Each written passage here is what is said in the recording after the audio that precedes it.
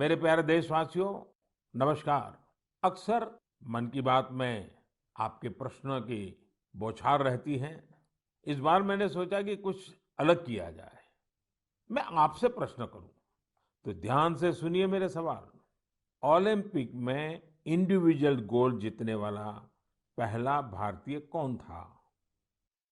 Olympic के कौन से खेल में भारत ने अब तक सबसे ज्यादा मेडल जीते हैं? ओलंपिक में किस खिलाड़ी ने सबसे ज्यादा पदक जीते हैं? साथियों, आप मुझे जवाब भेजे न भेजे, पर माय गॉव में ओलंपिक्स पर जो क्विज है, उसमें प्रश्नों के उत्तर देंगे तो कई सारे इनाम जीतेंगे। ऐसे बहुत सारे प्रश्न माय गॉव के रोड टू टोक्यो क्विज में है। आप रोड टू टोक्यो क्विज में भाग लें। भारत ने पहले कैसा परफॉर्म किया है, हमारी टोक्यो ओलंपिक्स के लिए अब क्या तैयारी है, ये सब खुद जानें और दूसरों को भी बताएं। मैं आप सबसे आग्रह करना चाहता हूं कि आप इस क्विज कंपटीशन में जरूर हिस्सा लीजिए। साथियों, जब बात टोक्यो ओलंपिक्स की हो रही हो, तो भला मिल्खा सिंह जी जैसे लेजेंडरी एथलीट को कौन भूल सकता है। कुछ दिन पहले ही कोरोना ने उन्हें हमसे छीन लिया। जब वे अस्पताल में थे, तो मुझे उनसे बात करने का अवसर मिला था।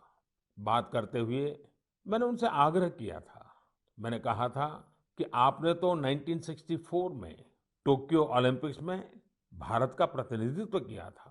इसलिए इस बार जब हमारे खिलाड़ी ओलंपिक्स के लिए टोक्यो जा रहे हैं, तो आपको हमारे एथलीट्स का मनोबल बढ़ाना है, उन्हें अपने संदेश से प्रेरित करना है। वो खेल को लेकर इतना समर्पित और भावुक थे कि बीमारी में भी उन्होंने तुरंत ही इसके लिए हामी भर दी। लेकिन दुर्भाग्य से नियति को कुछ और मंजूर था। मुझे आज भी याद है, 2014 में वो सूरत आए थे। हम लोगों ने एक नाइट मैराथन का उद्घाटन किया था। उस समय उनसे जो गपशप हुई, खेलों के बारे में जो बात हुई, उससे मुझे भी बहुत प्रेरणा मिली थी। हम सब जानते हैं कि मिल्खा सिंह जी का पूरा परिवार स्पोर्ट्स को समर्पित रहा है, भारत का गौरव बढ़ाता रहा है। साथियों, जब टैलेंट, डेडिकेशन, डिटर्मिनेशन और स्पोर्ट्समैन स्पिरिट एक साथ मिलते हैं, तब जाकर कोई चैंपियन बनता है। हमारे देश में तो अधिकांश खिलाड़ी छोटे छोटे शहरों, कस्बों, गांवों से निकल करके आते हैं। टोक्यो जा रहे ओलंपिक दल में भी कई ऐसे खिलाड़ी शामिल हैं जिनका जीवन बहुत प्रेरित करता है। हमारे प्रवीण जाधव जी के बारे में आप सुनेंगे तो आपको भी लगेगा कि कितने कठिन संघर्षों से गुजरते हुए प्रवीण जी यहाँ पहुंचे हैं। प्रवीण जाधव जी महाराष्ट्र के सातारा जिले के एक गांव के रहने वाले हैं। वो आर्चरी के बेहतरीन खिलाड़ी हैं। उनके माता पिता मजदूरी कर परिवार चलाते हैं, और अब उनका बेटा अपना पहला ओलंपिक्स खेलने टोक्यो जा रहा है। ये सिर्फ उनके माता पिता ही नहीं, हम सभी के लिए कितने गौरव की बात है। ऐसे ही एक और खिलाड़ी हैं हमारी नेहा गोयल जी। नेहा टोक्यो जा रही महिला हॉकी टीम की सदस्य हैं। उनकी माँ और बहनें साइकिल की फैक्ट्री में काम करके परिवार का खर्च जुटाती हैं। नेहा की तरह ही दीपिका कुमारी जी के जीवन का सफर भी उतार चढ़ाव भरा रहा है। दीपिका के पिता ऑटो रिक्शा चलाते हैं और उनकी माँ नर्स हैं। और अब देखिए, दीपिका अब टोक्यो ओलंपिक्स में भारत की तरफ से एकमात्र महिला तीरंदाज हैं। कभी विश्व की नंबर 1 तीरंदाज रही दीपिका के साथ हम सबकी शुभकामना है। साथियों, जीवन में हम जहां भी पहुंचते हैं, जितनी भी ऊंचाई प्राप्त करते हैं, जमीन से ये जुड़ाव हमेशा हमें अपनी जड़ों से बांधे रखता है। संघर्ष के दिनों के बाद मिली सफलता का आनंद भी कुछ और ही होता है। टोक्यो जा रहे हमारे खिलाड़ियों ने बचपन में साधनों, संसाधनों की हर कमी का सामना किया, लेकिन वो डटे रहे, जुटे रहे। उत्तर प्रदेश के मुजफ्फरनगर की प्रियंका गोस्वामी जी का जीवन भी बहुत सीख देता है। प्रियंका के पिता बस कंडक्टर है। बचपन में प्रियंका को वो बैग बहुत पसंद था जो मेडल पाने वाली खिलाड़ियों को मिलता है। इसी आकर्षण में उन्होंने पहली बार रेस वॉकिंग प्रतियोगिता में हिस्सा लिया था। अब आज वो इसकी बड़ी चैंपियन है। जावलिन थ्रो में भाग लेने वाले शिवपाल सिंह जी बनारस के रहने वाले हैं। शिवपाल जी का तो पूरा परिवार ही इस खेल से जुड़ा हुआ है। इनके पिता, चाचा और भाई सभी भाला फेंकने में एक्सपर्ट हैं। परिवार की यही परंपरा उनके लिए टोक्यो ओलंपिक्स में काम आने वाली है। टोक्यो ओलंपिक के लिए जा रहे हैं चिराग शेट्टी और उनके पार्टनर सात्विक साईराज का हौसला भी प्रेरित करने वाला है। हाल ही में चिराग के नाना जी का कोरोना से निधन हो गया था। सात्विक भी खुद पिछले साल कोरोना पॉजिटिव हो गए थे, लेकिन इन मुश्किलों के बाद भी ये दोनों मेंस डबल शटल कंपटीशन में अपना सर्वश्रेष्ठ देने की तैयारी में जुटे हैं। एक और खिलाड़ी से मैं आपका परिचय कराना चाहूंगा। यह है हरियाणा के भिवानी के मनीष कौशिक जी। मनीष जी खेती किसानी वाले परिवार से आते हैं। बचपन में खेतों में काम करते करते मनीष को बॉक्सिंग का शौक हो गया था। आज ये शौक उन्हें टोक्यो ले जा रहा है। एक और खिलाड़ी हैं सीए भवानी देवी जी। नाम भवानी है और ये तलवारबाजी में एक्सपर्ट है। चेन्नई के रहने वाली भवानी पहली भारतीय फेंसर है जिन्होंने ओलंपिक में क्वालिफाई किया है। मैं कहीं पढ़ रहा था कि भवानी जी की ट्रेनिंग जारी रहे, इसके लिए उनकी मां ने अपने गहने तक गिरवी रख दिए थे। साथियों, ऐसे तो अनगिनत नाम है, लेकिन मन की बात में मैं आज कुछ ही नामों का जिक्र कर पाया हूं। टोक्यो जा रहे हर खिलाड़ी का अपना संघर्ष रहा है, बरसों की मेहनत रही है। वो सिर्फ अपने लिए ही नहीं जा रहे, बल्कि देश के लिए जा रहे हैं। इन खिलाड़ियों को भारत का गौरव भी बढ़ाना है और लोगों का दिल भी जीतना है। और इसलिए मेरे देशवासियों, मैं आपको भी एक सलाह देना चाहता हूं। हमें जाने अनजाने में भी हमारे इन खिलाड़ियों पर दबाव नहीं बनाना है, बल्कि खुले मन से इनका साथ देना है। हर खिलाड़ी का उत्साह बढ़ाना है। सोशल मीडिया पर आप हैशटैग चीयर फॉर इंडिया के साथ अपने इन खिलाड़ियों को शुभकामनाएं दे सकते हैं। आप कुछ और भी इनोवेटिव करना चाहें तो वो भी जरूर करें। अगर आपको कोई ऐसा आइडिया आता है जो हमारे खिलाड़ियों के लिए देश को मिलकर करना चाहिए, तो वो आप मुझे जरूर भेजिएगा। हम सब मिलकर टोक्यो जाने वाले अपने खिलाड़ियों को सपोर्ट करेंगे। Cheer for India, cheer for India, cheer for India. मेरे प्यारे देशवासियों, कोरोना के खिलाफ हम देशवासियों की लड़ाई जारी है, लेकिन इस लड़ाई में हम सब साथ मिलकर कई असाधारण मुकाम भी हासिल कर रहे हैं। अभी कुछ दिन पहले ही हमारे देश ने एक अभूतपूर्व काम किया है। 21 जून को वैक्सीन अभियान के अगले चरण की शुरुआत हुई और उसी दिन देश ने 86 लाख से ज्यादा लोगों को मुफ्त वैक्सीन लगाने का रिकॉर्ड भी बना दिया। और वो भी एक दिन में। इतनी बड़ी संख्या में भारत सरकार की तरफ से मुफ्त वैक्सीनेशन, और वो भी एक दिन में, स्वाभाविक है इसकी चर्चा भी खूब हुई है। साथियों, एक साल पहले सबके सामने सवाल था कि वैक्सीन कब आएगी। आज हम एक दिन में लाखों लोगों को मेड इन इंडिया वैक्सीन मुफ्त में लगा रहे हैं, और यही तो नए भारत की ताकत है। साथियों, वैक्सीन की सेफ्टी देश के हर नागरिक को मिले, हमें लगातार प्रयास करते रहना है। कई जगहों पर वैक्सीन हेजिटेंसी को खत्म करने के लिए कई संगठन, सिविल सोसाइटी के लोग आगे आए हैं और सब मिलकर के बहुत अच्छा काम कर रहे हैं। चलिए हम भी आज एक गांव में चलते हैं और उन्हीं लोगों से बात करते हैं वैक्सीन के बारे में। मध्य प्रदेश के बैतूल जिले के डुलारिया गांव चलते हैं। हेलो। नमस्कार। नमस्ते जी। मेरा नाम राजेश हिरावे, ग्राम पंचायत डुलारिया, भीमपुर ब्लॉक। राजेश जी, मैंने फोन इसलिए किया कि मैं जानना चाहता था कि अभी आपके गांव में अब कोरोना की क्या स्थिति है। सर, यहाँ पे कोरोना की स्थिति तो अभी ऐसा कुछ नहीं है यहाँ। अभी लोग बीमार नहीं है। जी। गांव की जनसंख्या कितनी है, कितने लोग हैं गांव में। गांव में 462 पुरुष है और 332 महिला है। अच्छा राजेश जी, आपने वैक्सीन ले ली क्या। नहीं सर, अभी नहीं लिया। अरे, क्यों नहीं लिया। सर जी, यहाँ पे कुछ लोगों ने कुछ व्हाट्सएप पे ऐसा भ्रम डाल दिया गया कि उससे लोग भ्रमित हो गए सर जी। तो क्या आपके मन में भी डर है। जी, सब पूरे गांव में ही ऐसा भ्रम फैला दिया था सर। अरे रे रे, ये क्या बात की आपने। देखिए राजेश जी, जी। मेरा आपको भी और मेरे सभी गांव के भाई बहनों को यही कहना है कि डर है तो निकाल दीजिए। जी। हमारे पूरे देश में 31 करोड़ से भी ज्यादा लोगों ने वैक्सीन का टीका लगवा लिया है। जी। आपको पता है ना, मैंने खुद ने भी दोनों डोज लगवा लिए हैं। जी सर। अरे मेरी माँ तो करीब करीब 100 साल की है, उन्होंने भी दोनों डोज लगवा लिए हैं।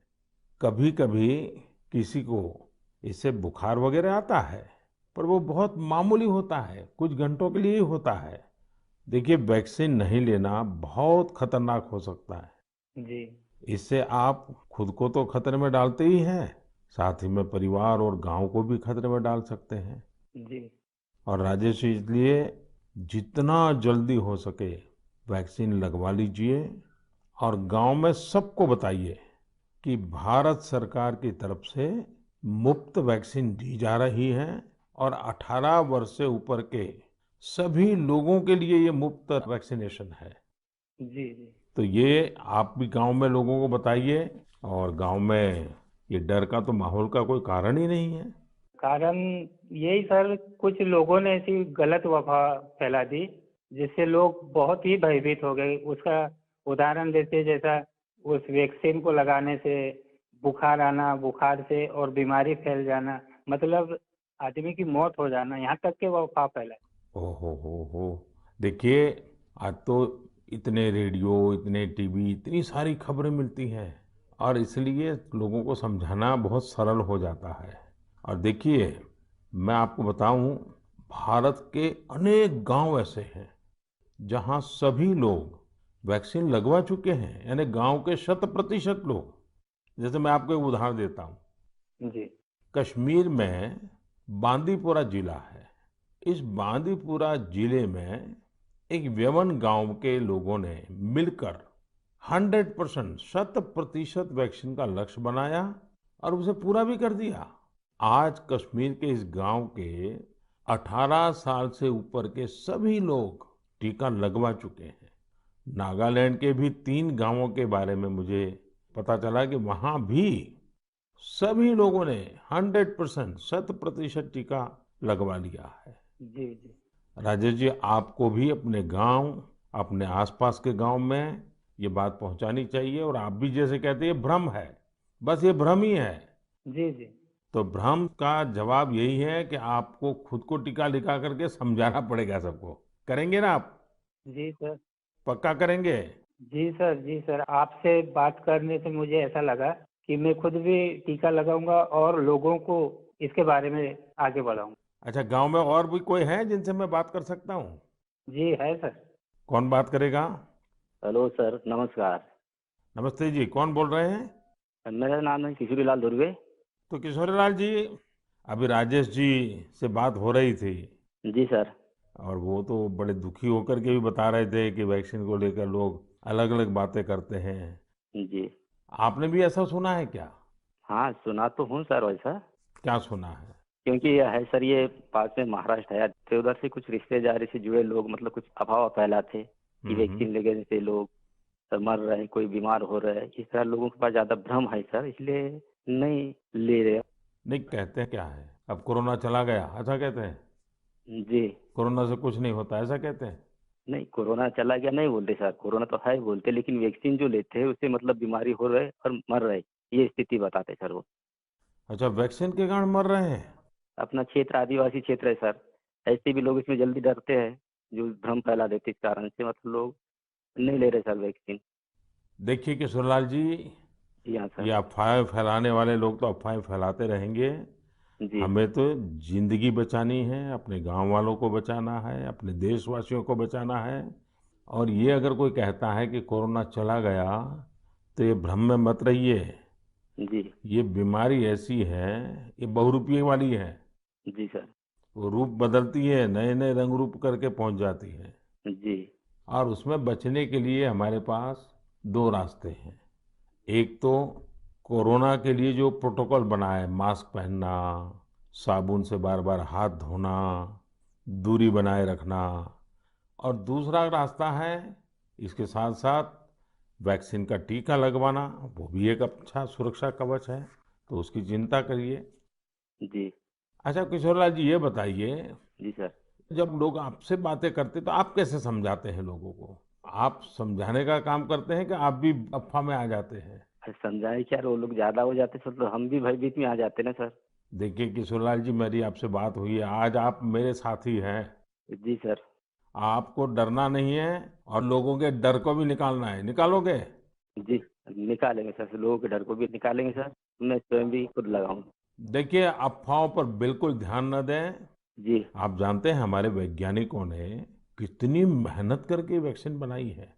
जी सर। साल भर रात दिन इतने बड़े बड़े वैज्ञानिकों ने काम किया है। और इसलिए हमें विज्ञान पे भरोसा करना चाहिए, वैज्ञानिकों पर भरोसा करना चाहिए। और ये झूठ फैलाने वाले लोगों को बार बार समझाना चाहिए कि देखिए भाई, ऐसा नहीं होता है। इतने लोगों ने वैक्सीन ले लिया है, कुछ नहीं होता है। जी। और अफवाहों से बहुत बच करके रहना चाहिए, गांव को भी बचाना चाहिए। जी।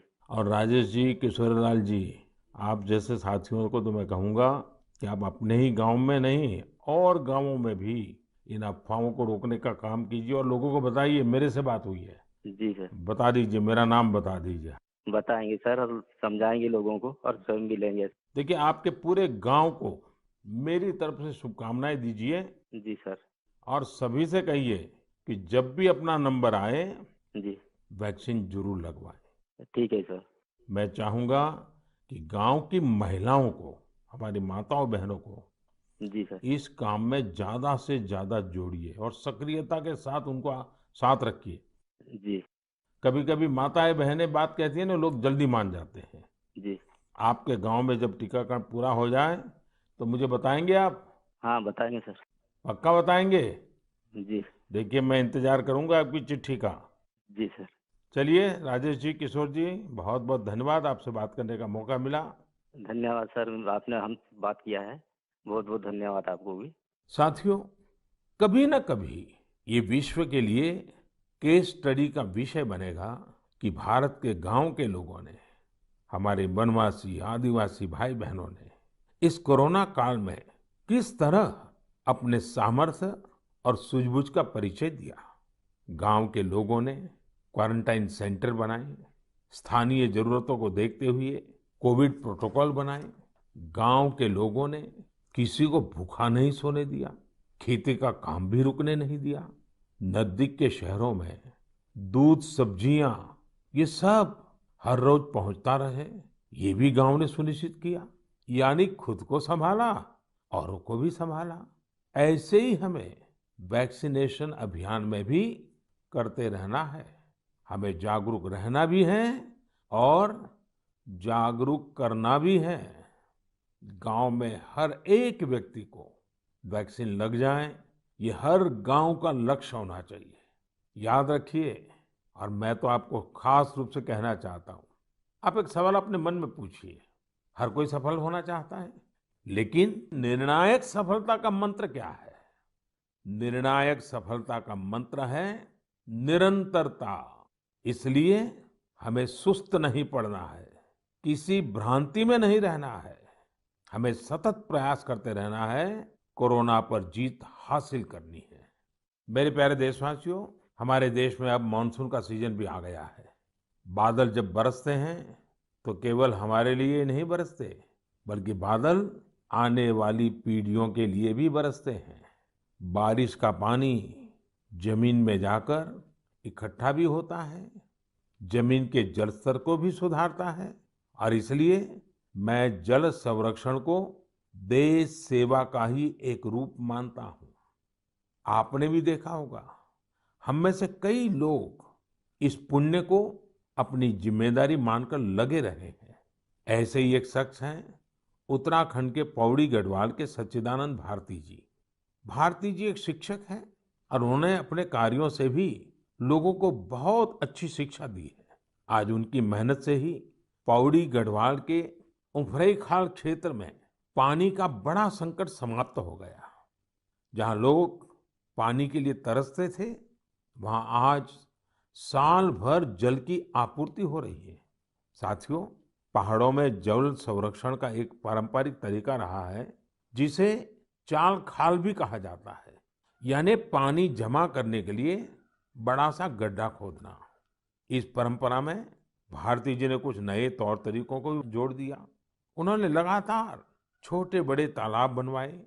इससे न सिर्फ उफरैंखाल की पहाड़ी हरी भरी हुई, बल्कि लोगों की पेयजल की दिक्कत भी दूर हो गई। आप ये जानकर हैरान रह जाएंगे कि भारती जी ऐसी 30,000 से अधिक जल तलैया बनवा चुके हैं। 30,000। उनका ये भगीरथ कार्य आज भी जारी है और अनेक लोगों को प्रेरणा दे रहे हैं। साथियों, इसी तरह यूपी के बांदा जिले में अंधाव गांव के लोगों ने भी एक अलग ही तरह का प्रयास किया है। उन्होंने अपने अभियान को बड़ा ही दिलचस्प नाम दिया है, खेत का पानी खेत में, गांव का पानी गांव में। इस अभियान के तहत गांव के कई 100 बीघे खेतों में ऊंची ऊंची मेड़ बनाई गई है। इससे बारिश का पानी खेत में इकट्ठा होने लगा और जमीन में जाने लगा। अब ये सब लोग खेतों की मेड़ पर पेड़ लगाने की भी योजना बना रहे हैं। यानी अब किसानों को पानी, पेड़ और पैसा तीनों मिलेगा। अपने अच्छे कार्यों से पहचान तो उनके गांव की दूर दूर तक वैसे भी हो रही है। साथियों, इन सभी से प्रेरणा लेते हुए हम अपने आसपास जिस भी तरह से पानी बचा सकते हैं, हमें बचाना चाहिए। मानसून के इस महत्वपूर्ण समय को हमें गंवाना नहीं है। मेरे प्यारे देशवासियों, हमारे शास्त्रों में कहा गया है, नास्ति मूलम अनौषधम, अर्थात पृथ्वी पर ऐसी कोई वनस्पति ही नहीं है जिसमें कोई न कोई औषधीय गुण न हो। हमारे आसपास ऐसे कितने ही पेड़ पौधे होते हैं जिनमें अद्भुत गुण होते हैं, लेकिन कई बार हमें उनके बारे में पता ही नहीं होता। मुझे नैनीताल से एक साथी भाई परितोष ने इस विषय पर एक पत्र भेजा है। उन्होंने लिखा है कि उन्हें गिलोय और दूसरी कई वनस्पतियों के इतने चमत्कारी मेडिकल गुणों के बारे में कोरोना आने के बाद ही पता चला। परितोष ने मुझे आग्रह भी किया है कि मैं मन की बात के सभी श्रोताओं से कहूं कि आप अपने आसपास की वनस्पतियों के बारे में जानिए और दूसरों को भी बताइए। वास्तव में ये तो हमारी सदियों पुरानी विरासत है, जिसे हमें ही संजोना है। इसी दिशा में मध्य प्रदेश के सतना के एक साथी हैं श्रीमान रामलोटन कुशवाहा जी। उन्होंने बहुत ही सराहनीय काम किया है। रामलोटन जी ने अपने खेत में एक देशी म्यूजियम बनाया है। इस म्यूजियम में उन्होंने सैकड़ों औषधीय पौधों और बीजों का संग्रह किया है। इन्हें वो दूर सुदूर क्षेत्रों से यहाँ लेकर आए हैं। इसके अलावा वो हर साल कई तरह की भारतीय सब्जियां भी उगाते हैं। रामलोटन जी की इस बगिया, इस देशी म्यूजियम को लोग देखने भी आते हैं और उससे बहुत कुछ सीखते भी हैं। वाकई ये एक बहुत अच्छा प्रयोग है जिसे देश के अलग अलग क्षेत्रों में दोहराया जा सकता है। मैं चाहूंगा आप में से जो लोग इस तरह का प्रयास कर सकते हैं वो जरूर करें। इससे आपकी आय के नए साधन भी खुल सकते हैं। एक लाभ ये भी होगा कि स्थानीय वनस्पतियों के माध्यम से आपके क्षेत्र की पहचान भी बढ़ेगी। मेरे प्यारे देशवासियों, अब से कुछ दिनों बाद 1 जुलाई को हम नेशनल डॉक्टर्स डे मनाएंगे। ये दिन देश के महान चिकित्सक और स्टेट्समैन डॉक्टर बीसी राय की जन्म जयंती को समर्पित है। कोरोना काल में डॉक्टर्स के योगदान के हम सब आभारी हैं। हमारे डॉक्टर्स ने अपनी जान की परवाह न करते हुए हमारी सेवा की है। इसलिए इस बार नेशनल डॉक्टर्स डे और भी खास हो जाता है। साथियों, मेडिसिन की दुनिया के सबसे सम्मानित लोगों में से एक हिपोक्रेट्स ने कहा था, wherever the art of medicine is loved, there is also a love of humanity. यानी जहां आर्ट ऑफ मेडिसिन के लिए प्रेम होता है, वहां मानवता के लिए भी प्रेम होता है। डॉक्टर्स इसी प्रेम की शक्ति से ही हमारी सेवा कर पाते हैं। इसलिए हमारा ये दायित्व है कि हम उतने ही प्रेम से उनका धन्यवाद करें, उनका हौसला बढ़ाएं। वैसे हमारे देश में कई लोग ऐसे भी हैं जो डॉक्टर्स की मदद के लिए आगे बढ़कर काम करते हैं।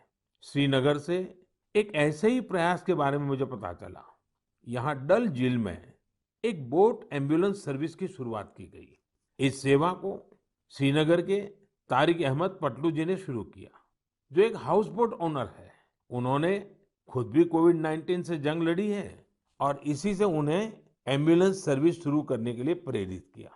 उनकी इस एम्बुलेंस से लोगों को जागरूक करने का अभियान भी चल रहा है। वो लगातार एम्बुलेंस से अनाउंसमेंट भी कर रहे हैं। कोशिश यही है कि लोग मास्क पहनने से लेकर दूसरी हर जरूरी सावधानी बरतें। साथियों, डॉक्टर्स डे के साथ ही 1 जुलाई को चार्टर्ड अकाउंटेंट्स डे भी मनाया जाता है। मैंने कुछ वर्ष पहले देश के चार्टर्ड अकाउंटेंट्स से ग्लोबल लेवल की भारतीय ऑडिट फर्म्स का उपहार मांगा था। आज मैं उन्हें इसकी याद दिलाना चाहता हूँ। अर्थव्यवस्था में पारदर्शिता लाने के लिए चार्टर्ड अकाउंटेंट्स बहुत अच्छी और सकारात्मक भूमिका निभा सकते हैं। मैं सभी चार्टर्ड अकाउंटेंट्स, उनके परिवार के सदस्यों को अपनी शुभकामनाएं देता हूँ। मेरे प्यारे देशवासियों, कोरोना के खिलाफ भारत की लड़ाई की एक बड़ी विशेषता है। इस लड़ाई में देश के हर व्यक्ति ने अपनी भूमिका निभाई है। मैंने मन की बात में अक्सर इसका जिक्र किया है, लेकिन कुछ लोगों को शिकायत भी रहती है कि उनके बारे में उतनी बात नहीं हो पाती है। अनेक लोग, चाहे बैंक स्टाफ हो, टीचर्स हो, छोटे व्यापारी या दुकानदार हो, दुकानों में काम करने वाले लोग हों, रेहड़ी पटरी वाले भाई बहन हो, सिक्योरिटी वॉचमैन या फिर पोस्टमैन और पोस्ट ऑफिस के कर्मचारी, दरअसल यह लिस्ट बहुत ही लंबी है और हर किसी ने अपनी भूमिका निभाई है। शासन प्रशासन में भी कितने ही लोग अलग अलग स्तर पर जुटे रहे हैं। साथियों, आपने संभवतः भारत सरकार में सचिव रहे गुरुप्रसाद महापात्र जी का नाम सुना होगा। मैं आज मन की बात में उनका जिक्र भी करना चाहता हूँ। गुरुप्रसाद जी को कोरोना हो गया था। वो अस्पताल में भर्ती थे और अपना कर्तव्य भी निभा रहे थे। देश में ऑक्सीजन का उत्पादन बढ़े, दूर सुदूर इलाकों तक ऑक्सीजन पहुंचे, इसके लिए उन्होंने दिन रात काम किया। एक तरफ कोर्ट कचहरी का चक्कर, मीडिया का प्रेशर, एक साथ कई मोर्चों पर वो लड़ते रहे। बीमारी के दौरान उन्होंने काम करना बंद नहीं किया।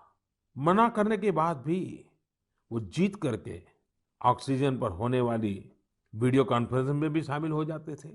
देशवासियों की इतनी चिंता थी उन्हें, वो अस्पताल के बेड पर खुद की परवाह किए बिना देश के लोगों तक ऑक्सीजन पहुंचाने के लिए इंतजाम में जुटे रहे। हम सबके लिए दुखद है कि इस कर्मयोगी को भी देश ने खो दिया है। कोरोना ने उन्हें हमसे छीन लिया है। ऐसे अनगिनत लोग हैं जिनकी चर्चा कभी हो नहीं पाई। ऐसे हर व्यक्ति को हमारी श्रद्धांजलि यही होगी कि हम कोविड प्रोटोकॉल का पूरी तरह पालन करें, वैक्सीन जरूर लगवाएं। मेरे प्यारे देशवासियों, मन की बात की सबसे अच्छी बात यह है कि इसमें मुझसे ज्यादा आप सबका योगदान रहता है। अभी मैंने माय गॉव में एक पोस्ट देखी जो चेन्नई के थिरु आर गुरुप्रसाद जी की है। उन्होंने जो लिखा है वो जानकर आपको भी अच्छा लगेगा। उन्होंने लिखा है कि वो मन की बात प्रोग्राम के रेगुलर लिसनर है।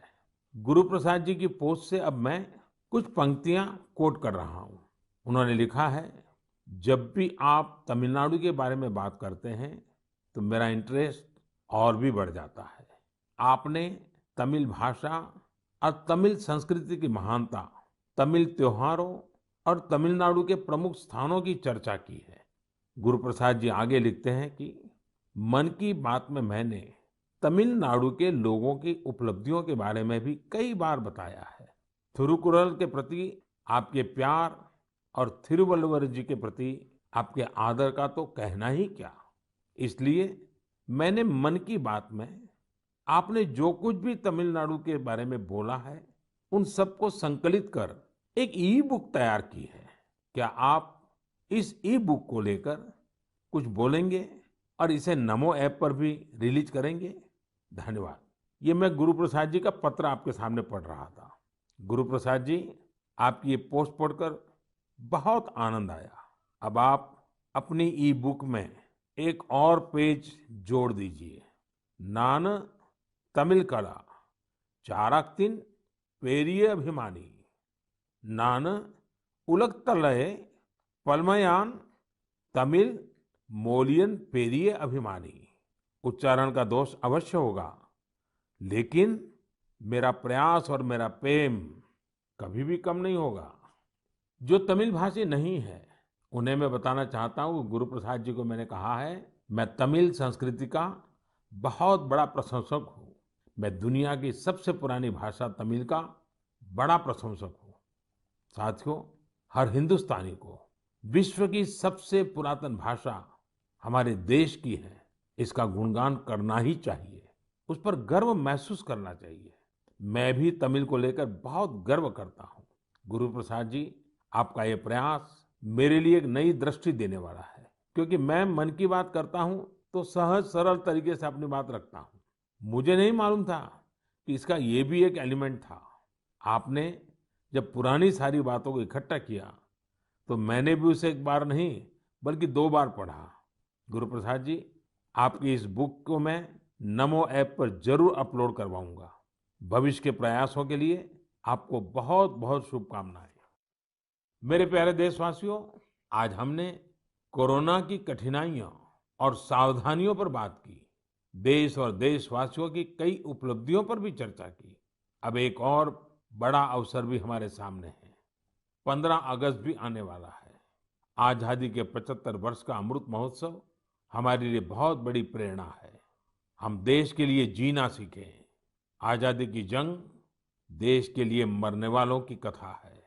आजादी के बाद के इस समय को हमें देश के लिए जीने वालों की कथा बनाना है। हमारा मंत्र होना चाहिए इंडिया फर्स्ट।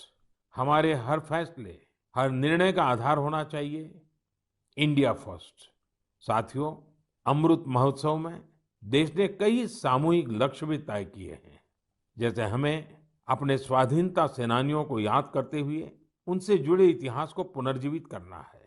आपको याद होगा कि मन की बात में मैंने युवाओं से स्वाधीनता संग्राम पर इतिहास लेखन करके शोध करने इसकी अपील की थी। मकसद ये था कि युवा प्रतिभाएं आगे आए, युवा सोच, युवा विचार सामने आए, युवा कलम नई ऊर्जा के साथ लेखन करे। मुझे ये देखकर बहुत अच्छा लगा कि बहुत ही कम समय में 2500 से ज्यादा युवा इस काम को करने के लिए आगे आए हैं। साथियों, दिलचस्प बात यह है, 19वीं 20वीं शताब्दी के जंग की बात तो आमतौर पर होती रहती है, लेकिन खुशी इस बात की है कि 21वीं सदी में जो युवा पैदा हुए हैं, 21वीं सदी में जिनका जन्म हुआ है, ऐसे मेरे नौजवान साथियों ने 19वीं और 20वीं शताब्दी की आजादी की जंग को लोगों के सामने रखने का मोर्चा संभाला है। इन सभी लोगों ने माईगॉव पर इसका पूरा ब्यौरा भेजा है। ये लोग हिंदी, इंग्लिश, तमिल, कन्नड़ा, बांग्ला, तेलुगु, मराठी, मलयालम, गुजराती ऐसी देश की अलग अलग भाषाओं में स्वाधीनता संग्राम पर लिखेंगे। कोई स्वाधीनता संग्राम से जुड़े रहे अपने आसपास के स्थानों की जानकारी जुटा रहा है, तो कोई आदिवासी स्वाधीनता सेनानियों पर किताब लिख रहा है। एक अच्छी शुरुआत है। मेरा आप सभी से अनुरोध है कि अमृत महोत्सव से जैसे भी जुड़ सकते हैं, जरूर जुड़ें। ये हमारा सौभाग्य है कि हम आजादी के 75 वर्ष के पर्व का साक्षी बन रहे हैं।